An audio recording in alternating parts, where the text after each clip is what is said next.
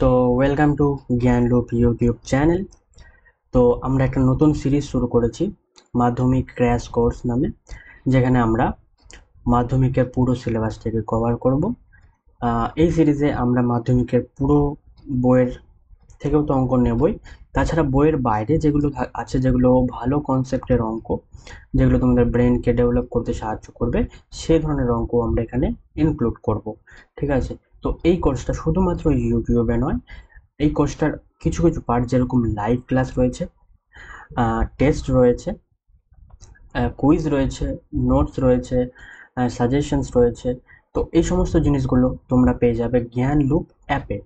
তো জ্ঞান লুপ অ্যাপটা ডাউনলোড করার জন্য আমি নিচে ডিসক্রিপশন বক্সে লিঙ্ক দিয়ে দিচ্ছি, সেই লিঙ্কে গেলে তোমরা আমাদের জ্ঞান লুপ অ্যাপটা ডাউনলোড করতে পারবে। আর জ্ঞান লুপ অ্যাপটা তোমরা প্লে স্টোরে পাবে না, এই ডিসক্রিপশন বক্সে যে লিঙ্ক দেওয়া আছে ওই লিঙ্ক থেকেই তোমাদের ডাউনলোড করতে হবে। খুব শীঘ্রই আমরা প্লে স্টোরে এই অ্যাপটা লঞ্চ করতে চলেছি। ঠিক আছে? তো ততদিন পর্যন্ত তোমাদের এই লিঙ্ক দিয়ে অ্যাপটা ডাউনলোড করতে হবে। তো আজকের আমাদের যে টপিক, সেটা হচ্ছে কোয়াড্রাটিক ইকুয়েশন উইথ ওয়ান ভেরিয়েবল। তো তার মানে হচ্ছে এক চল বিশিষ্ট দ্বিঘাত সমীকরণ। তো যেই সম্পর্কে চ্যাপ্টারটা, সেই জিনিসটা আগে আমাদের কনসেপ্টটা আগে ভালো করে ক্লিয়ার করতে হবে, মানে এক চল বিশিষ্ট দ্বিঘাত সমীকরণটা আসলে কি। তো চলো জেনে নিই। তো এটা হচ্ছে ডেফিনেশন, এটা হচ্ছে আমরা সকলেই পড়ে থাকি, হয়তো স্কুলের টিচাররা বলেছেন, হয়তো যারা টিউশনে যাও তারা টিউশনের টিচারের কাছে শুনেছো, যে যে সমীকরণে, মানে যে সমীকরণকে x square plus b x plus c আকারে লেখা যায়, যেখানে এ বি সি বাস্তব সংখ্যা আর a is not equal to zero, এখানে যেটা ইম্পর্টেন্ট টার্ম সেটা হচ্ছে a is not equal to zero. এখানে দেখবে তোমাদের টিচাররা বলেছে যে a is not equal to zero ব্র্যাকেটে লিখতে হবে প্রত্যেকটা। কেন কেন কেন করতে হবে এটা? ঠিক আছে? তো কেন করতে হবে সেটা তোমরা পরবর্তী লেকচার যেগুলো আসবে সেটা তোমরা উপলব্ধি করতে পারবে, যেটা কেন ইম্পর্টেন্ট এত। ঠিক আছে?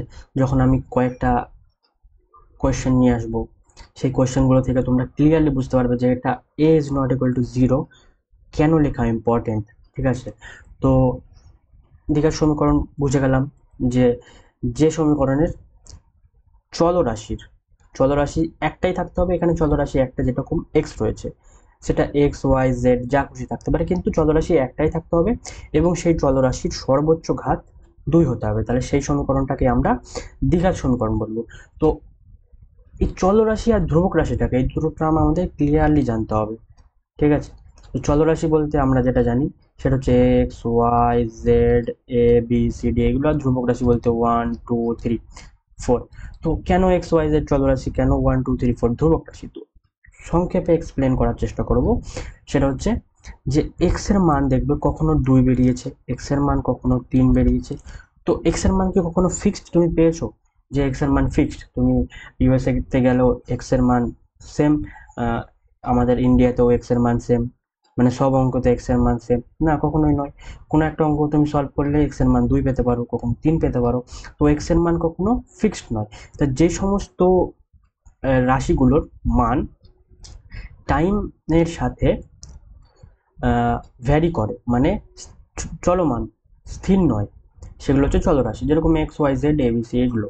আর যেগুলো হচ্ছে ধ্রুবক রাশি, যেরকম ওয়ান, তুমি যেখানেই যাও, ইউনিভার্সের যেখানেই যাও, ওয়ানটা ওয়ানই থাকবে, টুটা টুই থাকবে, থ্রিটা থ্রিই থাকবে, এর ভ্যালু কখনো চেঞ্জ হয়ে যাবে না। ঠিক আছে? তো এগুলোকে আমরা ধ্রুবক বা কনস্ট্যান্ট টার্ম বলবো।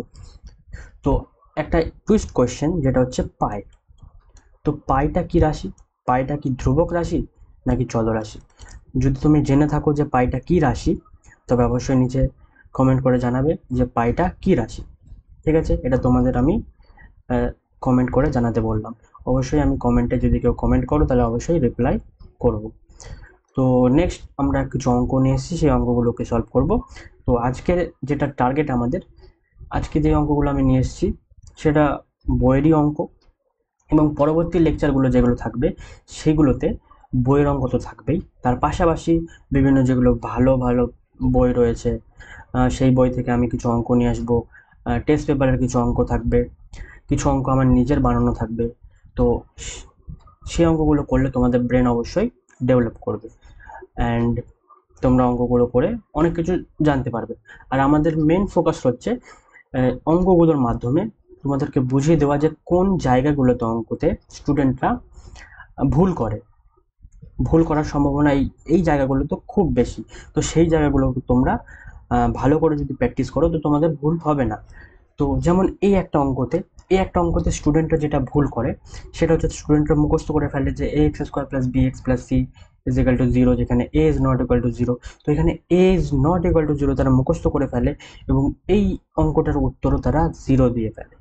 তো এখানে যেটা নোটিস করার জিনিস যে মুখস্থ নয়, যে a x square plus b x plus c এই যে সমীকরণটা রয়েছে এটা কি, এটা হচ্ছে এক্স স্কোয়ারের সহগ, বিটা হচ্ছে এক্স এর সহগ, আর সিটা হচ্ছে আমাদের কনস্ট্যান্ট টার্ম বা ধ্রুবক পদ।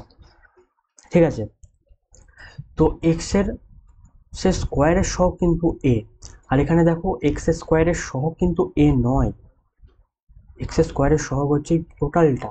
তো এই টোটালটাকে যদি জিরো করতে পারি তবে এটা একটা দ্বিঘাত সমীকরণ থাকবে না। তো অঙ্কের উত্তরটা কি হয়ে যাবে, তবে টোটালটাকে জিরো করতে হবে, a minus two is equal to zero. তো এখান থেকে আমরা a is equal to two পেয়ে যাচ্ছি।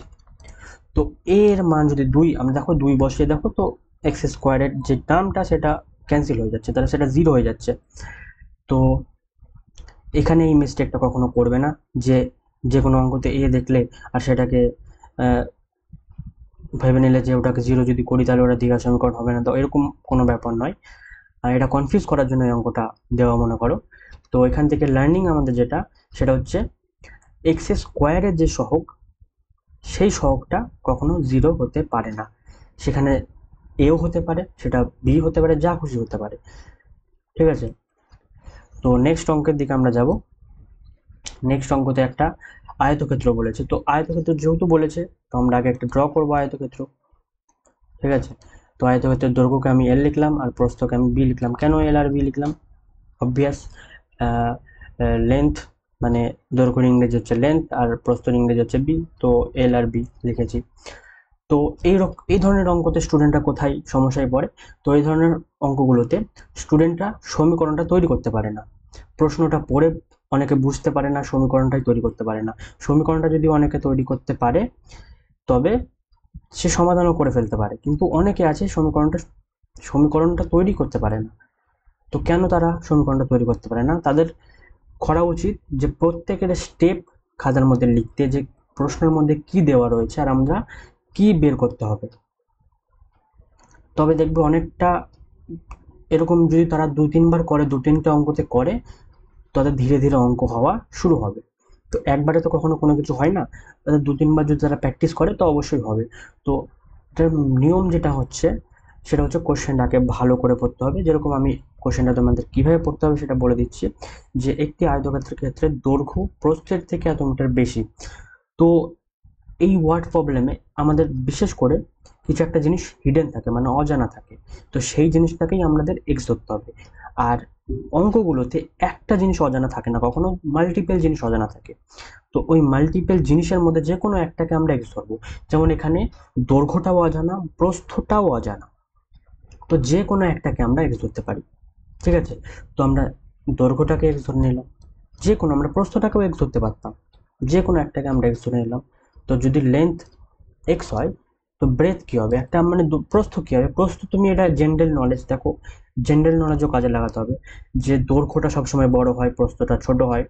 তো প্রস্থটা কি হবে, প্রস্থটা ছোট হবে এক্স এর থেকে, আর এক্স এর থেকে ছোট হলে কি করতে হবে, এক্স মাইনাস 36 করতে হবে, কারণ বলেছে 36 মিটার, প্রস্থের থেকে 36 মিটার বেশি, কে বেশি, দৈর্ঘ্যটা বেশি। এখানে কনফিউজ হচ্ছে স্যার বিয়োগ করবো নাকি যোগ করবো, এটা কমন সেন্স আছে। দেখো লেন্থ লেন্থ সবসময় বড় হবে, তার মানে এক্সটা সবসময় বড় থাকবে, আর এক্স থেকে যদি আমরা 36 বিয়োগ করি তাহলে তো আমরা প্রস্থটা পাবো, কারণ প্রস্থটা ছোট। এবার যদি দৈর্ঘ্য ইন্টু প্রস্থ করি তবে আমরা ক্ষেত্রফল পাবো, আর ক্ষেত্রফলের ভ্যালু দেখো এখানে দেওয়া রয়েছে 460। তো ক্ষেত্রফল কি হবে, এক্স ইন্টু এক্স মাইনাস 36, এটা ইকুয়াল টু দেওয়া রয়েছে আমাদের 460। এবার আমরা ইজিলি একটা দেখো দ্বিঘাত সমীকরণ পেয়ে যাবো, সেটা হচ্ছে এক্স স্কোয়ার মাইনাস 36x, আর এটা এই পাশে নিয়ে আসলে মাইনাস 460 ইজিক্যাল টু 0। এবার বের করতে বলেছে আমাদের এক্স স্কোয়ার আর এক্স টু দি পাওয়ার 0 সহগ। তো দেখো এক্স স্কোয়ারের সহগ কি হবে, আমাদের এক্স স্কোয়ারের সহগ আমাদের কিছু নেই মানে 1, এক্স এর সহগ কি হবে? এখানে দেখো এক্স এর সহগ কিন্তু 36 নয়, -36, কারণ আমাদের তুলনা করছি আমরা কার সাথে? আমাদের সাধারণ রূপ। সাধারণ রূপে দেখো এক্স স্কোয়ার প্লাস বিএক্স থাকে, প্লাস বিএক্স, এখানে মাইনাস আছে, তাহলে মাইনাসটাকেও আমাদের লিখতে হবে। তো এক্স এর সহগ হচ্ছে আমাদের -36, and x to the power 0 সহগ হচ্ছে আমাদের -460। ঠিক আছে, তো নেক্সট অঙ্ক দেখি।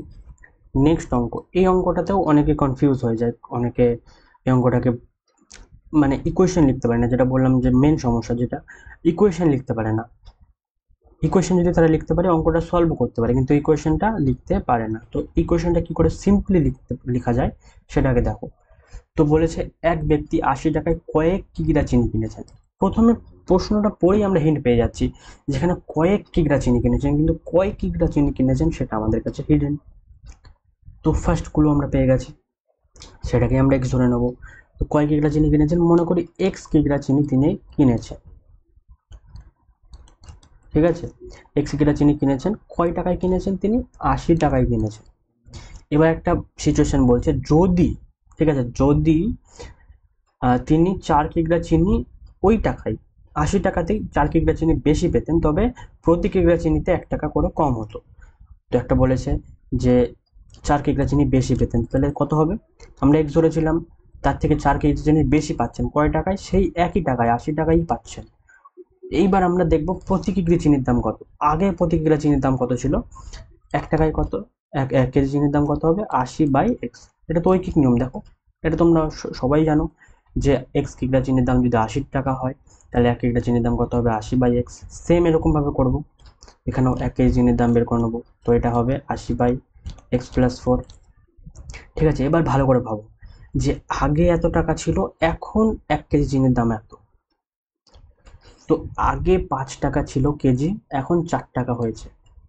তো 5 থেকে 4 বিয়োগ করলে তবে সে না আমরা 1 পাচ্ছি। 5 কোনটা? 5 হচ্ছে আগেরটা, আর 4 কোনটা? 4 হচ্ছে পরেরটা। তো আগেরটা থেকে যদি পরেরটা বিয়োগ করি তবে আমরা 1 পাবো। যখন তোমরা এরকম কনফিউজ হয়ে যাবে, এখানে কনফিউশন এই জায়গাটাই হয় যে স্যার এই 80/x এর থেকে এটা বিয়োগ করব নাকি এটার থেকে এটা বিয়োগ করব, কোনটা থেকে কোনটা বিয়োগ করব। তো যখন এরকম কনফিউশন হবে তখন তোমরা একটা সিম্পল একটা এক্সাম্পল ভাববে যে 5 টাকা ছিল আগে, 4 টাকা এখন হয়েছে, মানে দাম কমেছে। দেখো 1 কেজি কম হতো, তাহলে নিশ্চয়ই আগে বেশি ছিল, তাহলে এটা নিশ্চয়ই বেশি, তাহলে বেশির থেকে সবসময় কম বিয়োগ করব।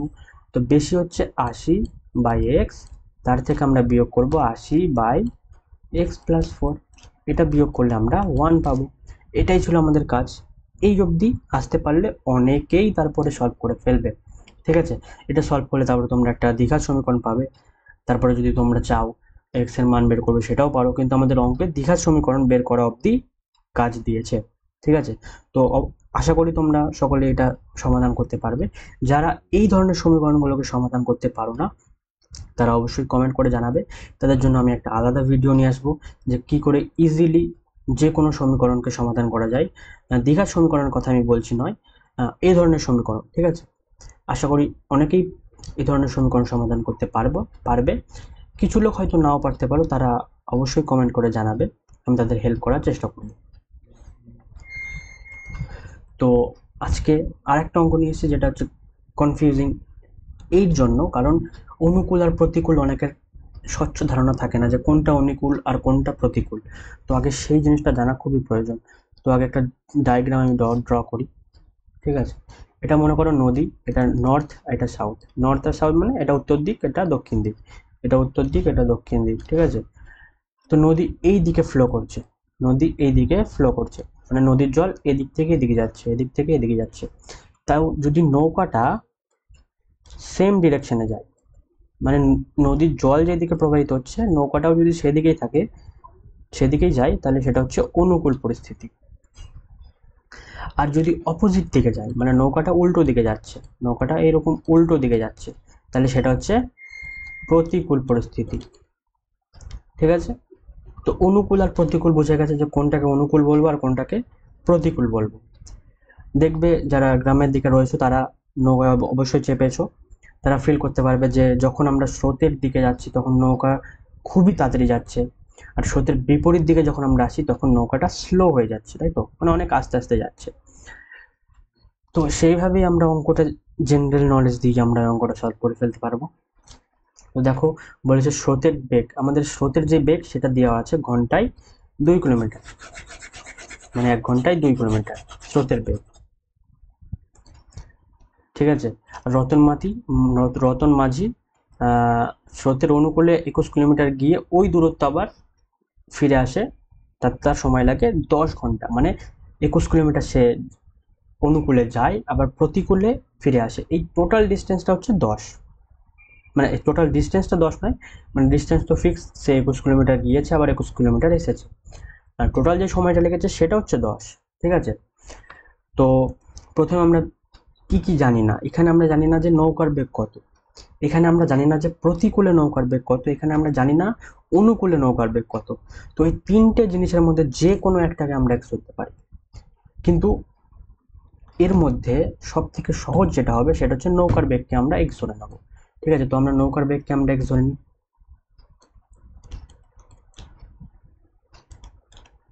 তো নৌকার বেগ এক্স, ঠিক আছে। এটা কি স্থির জলে, কিন্তু যখন কোনো স্রোত নেই তখন নৌকার বেগ এক্স। তো অনুকূলে নৌকার বেগ কত হবে, অনুকূলে কি হবে, স্পিড বেড়ে যাবে, স্পিড বাড়াতে গেলে কি করতে হবে, স্রোতের বেগটাও তার সাথে যোগ করতে হবে, ঠিক আছে। তো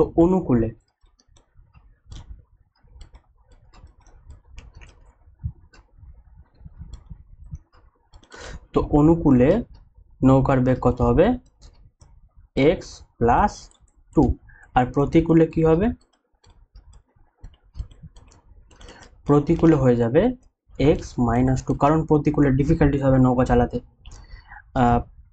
এটা তোমরা মনেও রাখতে পারো, নয়তো ফিল করে তোমরা এটাকে করতে পারো, যে অনুকূলে নৌকা যেদিকে যাচ্ছে আমাদের স্রোতও সেদিকে যাচ্ছে, তার মানে অ্যাড হবে, আর প্রতিকূল বলতে বিপরীত দিকে আমরা যাচ্ছি, তার মানে বিয়োগ হবে, ঠিক আছে। তো এটা হচ্ছে আমাদের অনুকূলে নৌকার বেগ আর প্রতিকূলে নৌকার বেগ। এবার আমরা একটা ক্লাস 9-এ হয়তো ফিজিক্যাল সায়েন্সে আমরা একটা ফর্মুলা পড়েছিলাম, সেটা হচ্ছে বেগ ইজিক্যাল টু দূরত্ব বাই সময়। তো আমরা এখানে আমাদের যেটা রিলেশন দেওয়া রয়েছে সেটা হচ্ছে সময়, মানে 10 ঘন্টা সময় লাগে। তো আমাদের সময়টা বের করবো, তাহলে সময় ইজিক্যাল টু কি হয়ে যাবে, সময় ইজিক্যাল টু হয়ে যাবে দূরত্ব বাই গতিবেগ। তো আমি ফর্মুলাটা লিখছি, ফর্মুলাটা হচ্ছে বেগ ইজিক্যাল টু ডিস্টেন্স, মানে